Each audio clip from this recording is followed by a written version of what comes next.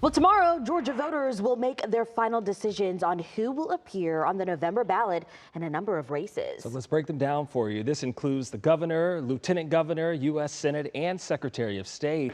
And today, Governor Brian Kemp has made it very clear that he's backing Lieutenant Governor Burt Jones in the race to take his place.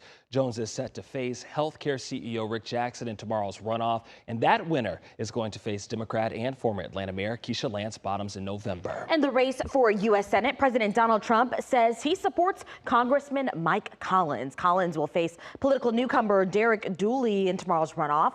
Both Republicans hope to challenge Democratic Senator Jon Ossoff in November. And of course, we'll bring you Tuesday's results at 7 o'clock during On the Record Election Night Live. You can watch online or streaming on ANF+.